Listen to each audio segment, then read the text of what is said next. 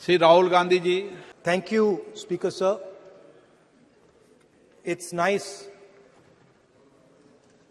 to be speaking for the first time in the new House in your presence.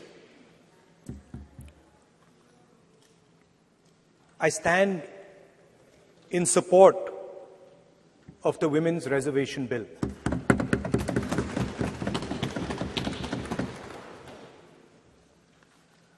Yesterday, I was listening to the discussion and the issue of the Sengol came up. And there was a conversation, a to and fro about the Sengol. And also a little bit about the conversation about the transfer of power from the British to the people of India. Before handing over power to the people of India, the British asked the leadership of the freedom movement, who are we going to transfer power to? And of course, there was a little bit of arrogance in this statement, because they viewed India as a poor country. And the revolutionary answer that our freedom fighters gave was, we are going to transfer power to the people of India. So we became a country that from its inception gave the vote to all our women. And this was a revolutionary thing at the time. We also gave the vote to every single community. And the vote was a mechanism of transfer of power.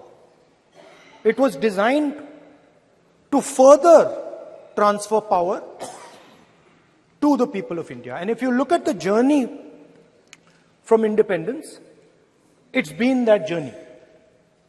It's been a constant transfer of power, more and more and more power to the people of India, on one side.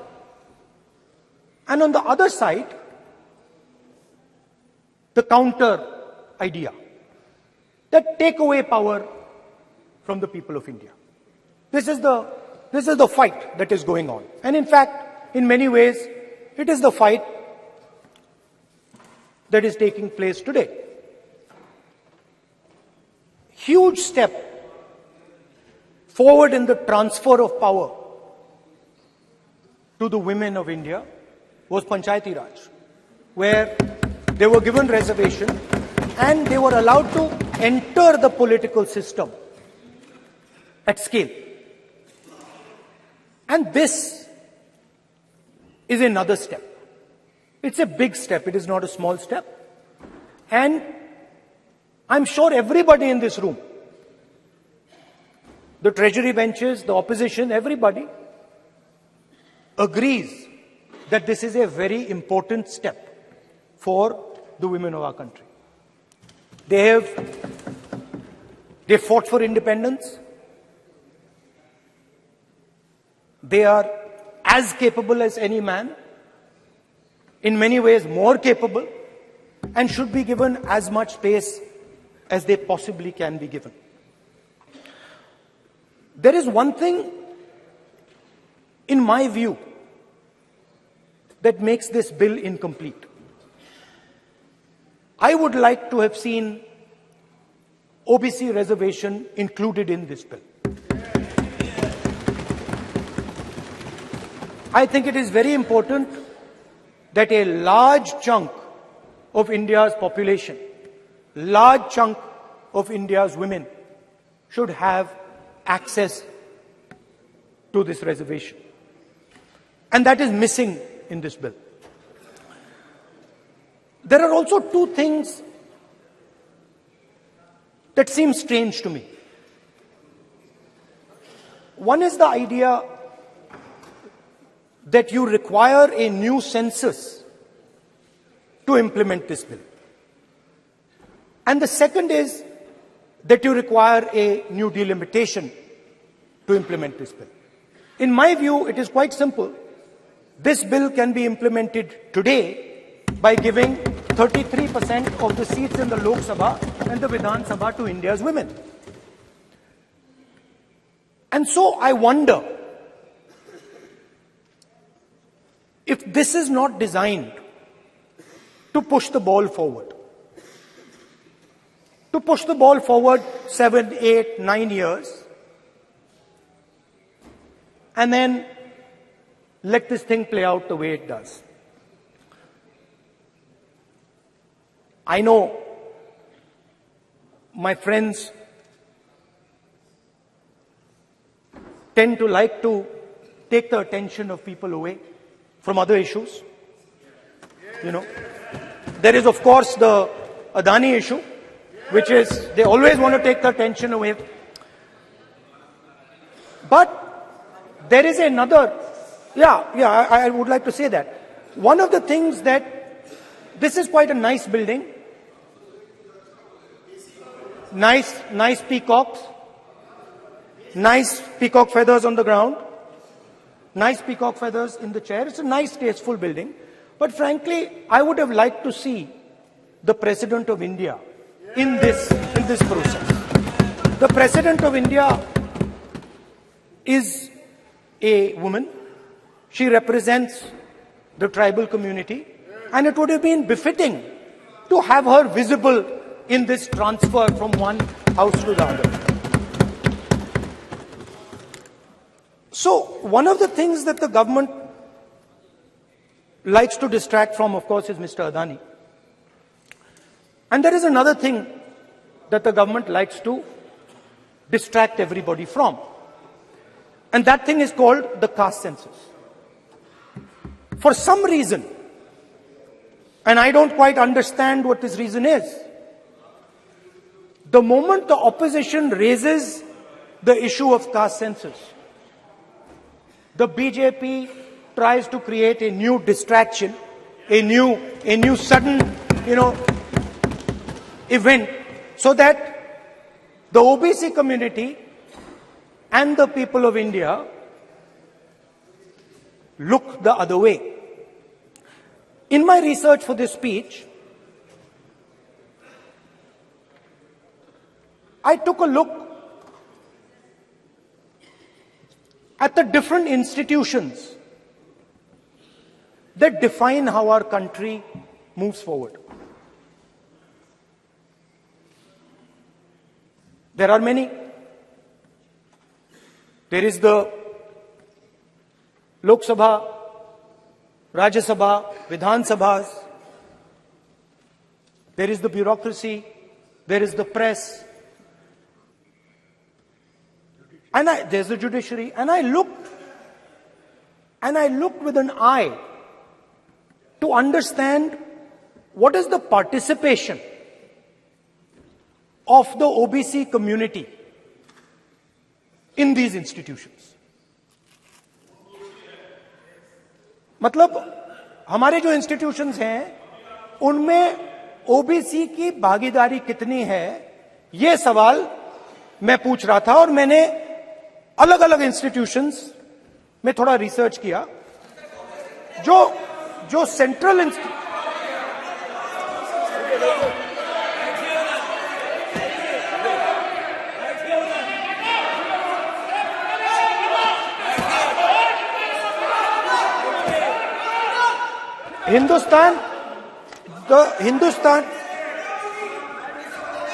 the central, don't worry, don't be scared, we are discussing, डरो मत, हम caste census की बात कर रहे हैं, डरो मत.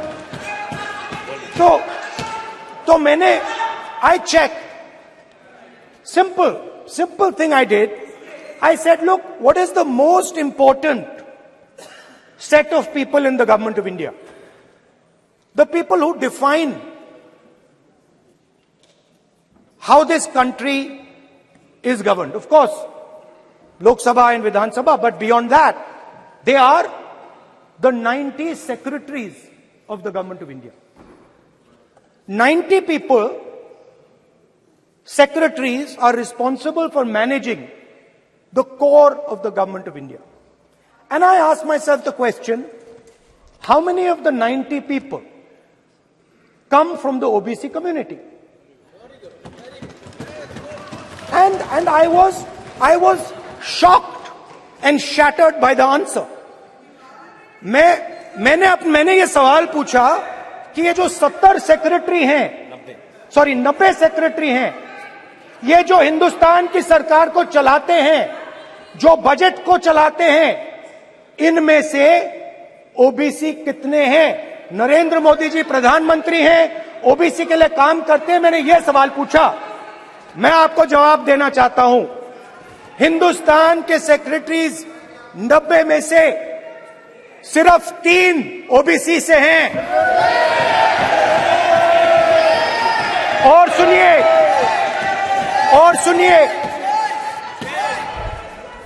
सुनिए, नहीं घबराइए मत, डरो मत।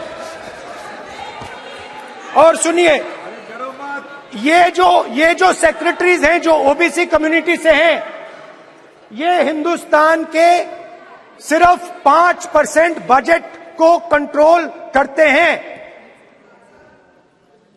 मतलब अगर हिंदुस्तान का बजट 44 लाख करोड़ का है, तो ये 2.47 लाख करोड़ मतलब 5% कंट्रोल करते हैं। और सुनिए, मैं कर रहा हूं, मैं वहीं आ रहा हूं।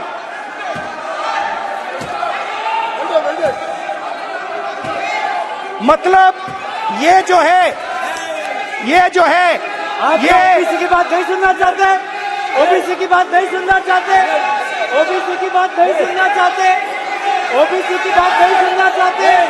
आप ओबीसी के खिलाफ हैं, आप ओबीसी के खिलाफ हैं, ओबीसी के खिलाफ हैं। आप ओबीसी के अधिकार के बारे में नहीं सुनना चाहते, ओबीसी के बारे में नहीं सुनना चाहते, ओबीसी के प्रति न्याय नहीं चाहते, ओबीसी के प्रति न्याय नहीं होना चाहिए। ये सी दे नॉट शोइंग ये जो है, हाँ, मैं माननीय सदस्यों से आग्रह करूंगा, एक मिनट रुकिए। माननीय सदस्य से मैं आग्रह करूंगा, एक तो ये महिला आरक्षण बिल है, और दूसरा सभी माननीय सदस्य समान है। डरो मतो ये शब्द इस पार्लियामेंट में नहीं बोलना चाहिए।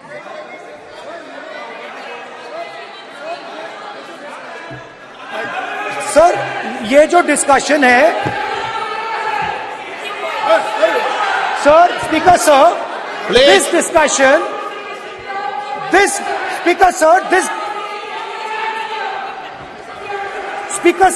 discussion is about the transfer of power to the people of India. The women being one group of the people of India and the OBC community being another group of the people of India. And I am elaborating that the OBCs, who number a huge percentage, have 3% of the 90 secretaries of this country and control and define 5% of India's budget. This is an insult and a shame to the OBC community. ये OBC community का अपमान है। तो सवाल उठता है कि इस देश में कितने ओबीसी हैं, कितने दलित हैं, कितने आदिवासी हैं, और उस सवाल का जवाब सिर्फ कास्ट सेंसस से मिल सकता है। तो मेरा सरकार को एक सुझाव है, सबसे पहले ये जो महिला का बिल है, इसको आप पास कीजिए, आज पास कीजिए, ये जो आपके लागू कीजिए, और ये जो डिलिमिटेशन है जो आपने बोला है, और ये जो सेंसस है, इसकी कोई जरूरत नहीं है। 33% आप महिलाओं को सीधा दे दीजिए। और दूसरी बात, इसको बदलिए, इसको आप बदलिए। कैमरा नहीं है सर, कैमरा नहीं है, आपको ही दिखाएंगे सर, पूरा भाषण में आपको ही दिखाएंगे। ये आप बदलिए। ये जो लिस्ट है, ये ओबीसी समाज का अपमान है। 90 लोग हिंदुस्तान के सेक्रेटरी हैं, उनमें से 3 लोग ओबीसी समाज के हैं, 5% बजट को कंट्रोल करते हैं। तो जल्दी से जल्दी आप कास्ट सेंसस कीजिए, जल्दी से जल्दी जो हमने कास्ट सेंसस किया था उसका डेटा आप रिलीज कीजिए, और अगर आप नहीं करेंगे तो हम कर डालेंगे। Thank you.